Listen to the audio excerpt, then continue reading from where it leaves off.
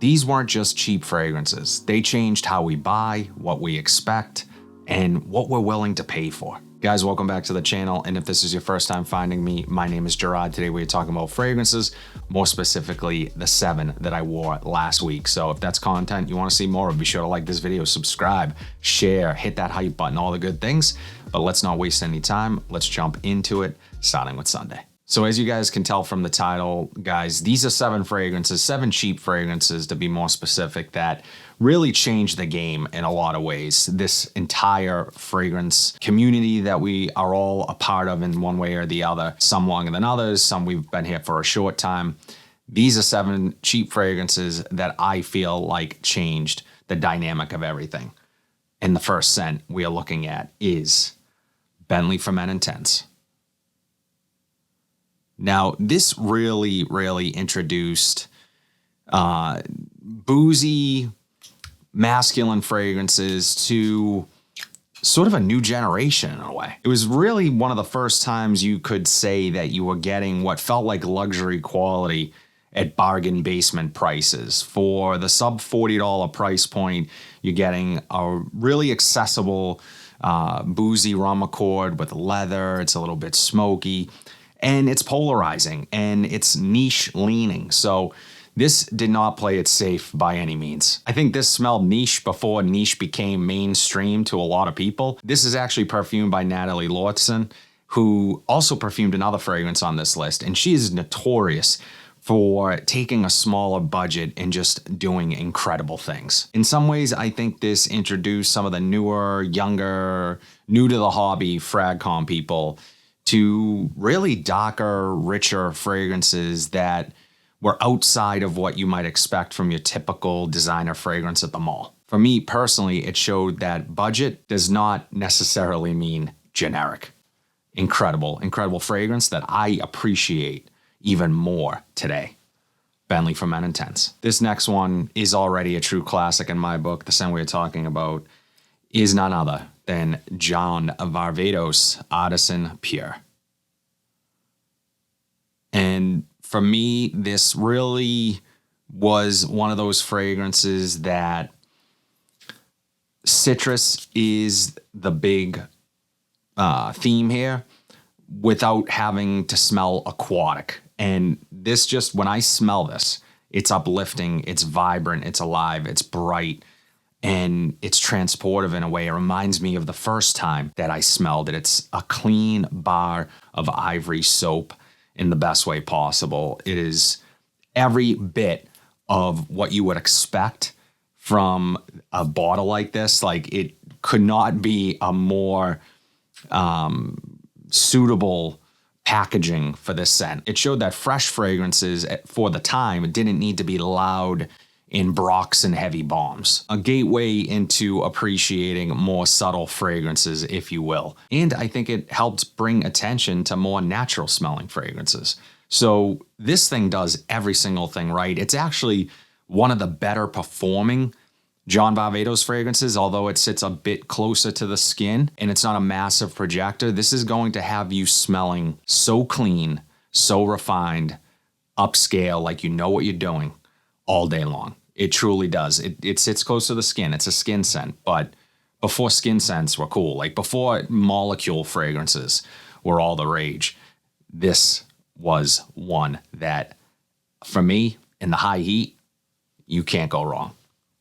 John Varvatos Artisan Pure. This next one really brought Middle Eastern fragrances to the mainstream, in my opinion. Look where how far they've come since this was released. The same way we're talking about is Armaf's Club de Nuit Intense Man Limited Edition Parfum. But really any fragrance from this line, the Club de Nuit line, can fit into this, mainly the OG, because it was really the first time that a dupe of this caliber, in a way, and popularity and just overall polarization of the entire community really took a stranglehold over everyone. It took the king of fragrances DNA, the Aventus DNA, and made it super accessible while giving it monster performance and endless debate about what was better, which lasted longer, does it smell 99.9% like the original? All that doesn't matter. It's just the fact that we had the conversation. It forced the community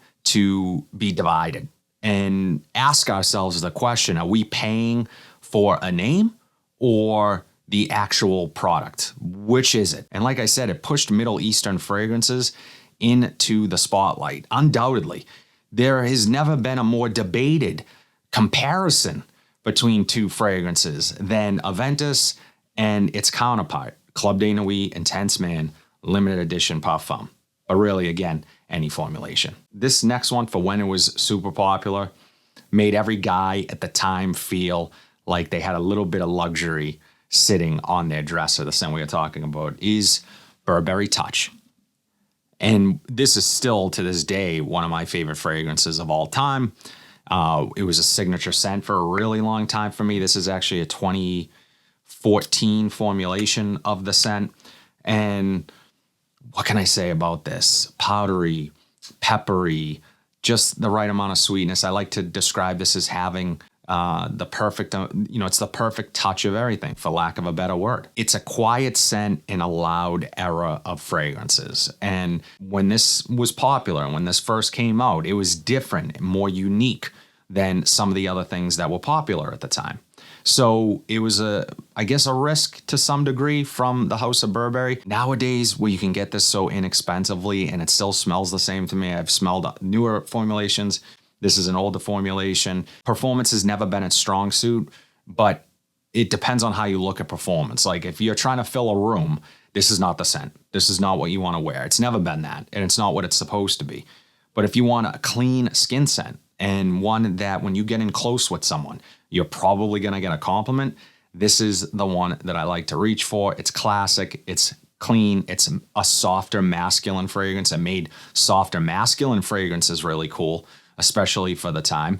And it's ironic because like at the time when some of these other powerful, more bold fragrances were all the rage, this for me was the one that I gravitated to because I just thought it was more subtle. It was less try hard, and it's still that for me. I love it. Burberry Touch. So this next fragrance was really made popular by the most popular reviewer of fragrance on YouTube, and that's Jeremy Fragrance. Now, you say what you will about him, the person or whatever.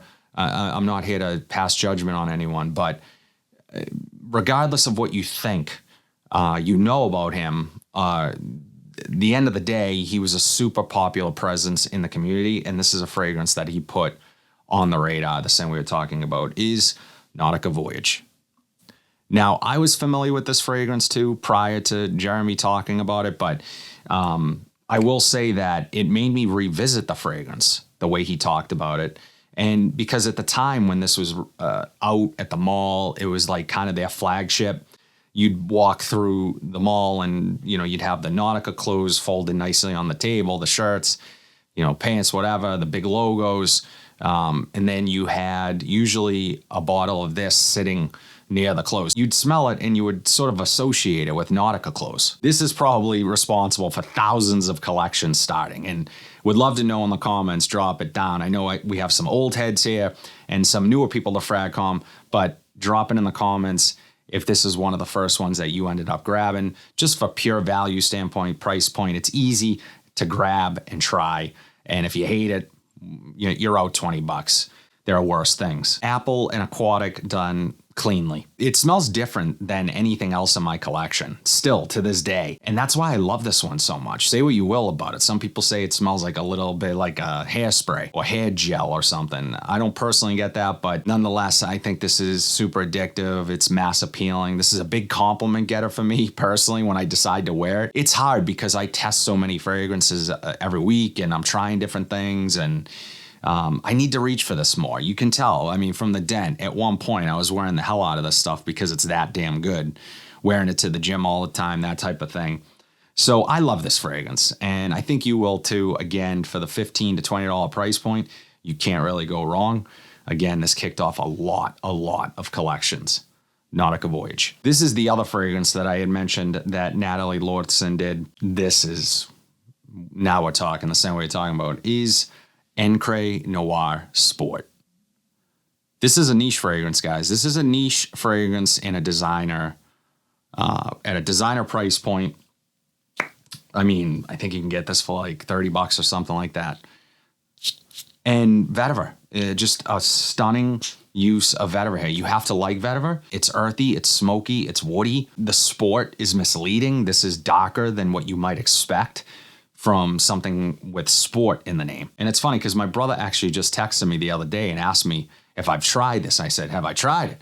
I have it. I own it. You need to come over and test it and see if you like it.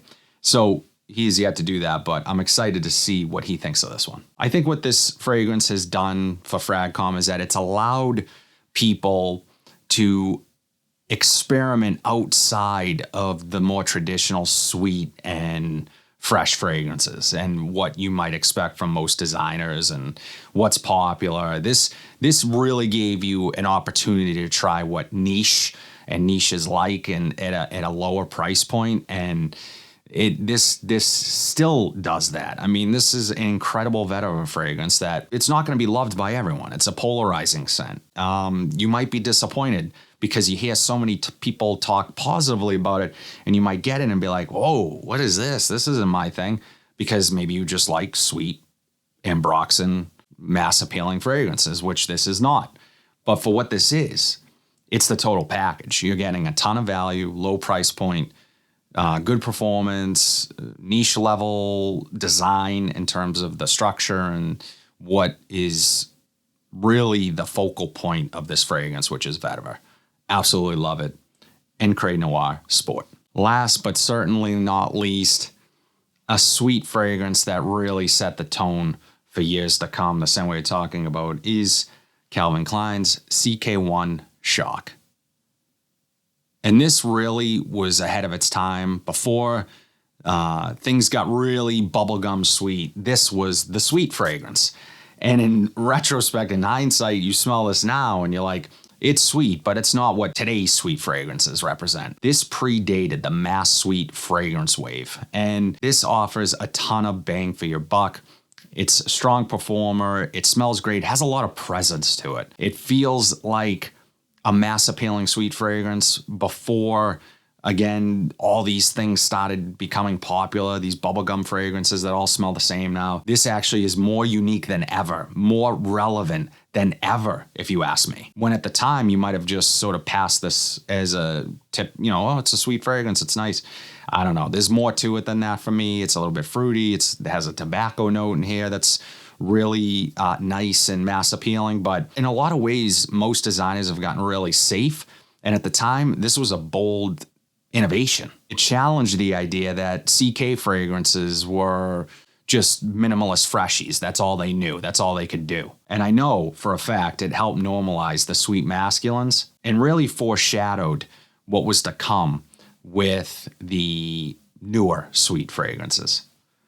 CK1 Shock. That's it, guys. All 7 fragrances that I wore last week. Would love to know what your weekly rotation was. As always, drop it in the comment section down below. We are on the road to 28,000 subscribers. I truly appreciate the support you guys have shown me, this channel. It is not lost on me. So I'm doing another giveaway as soon as we hit that 28K. So be sure to like, comment, subscribe, share this video, hit that bell notification so you're updated whenever I upload new content. But until then, have a fantastic week, and I'll see you in the next video.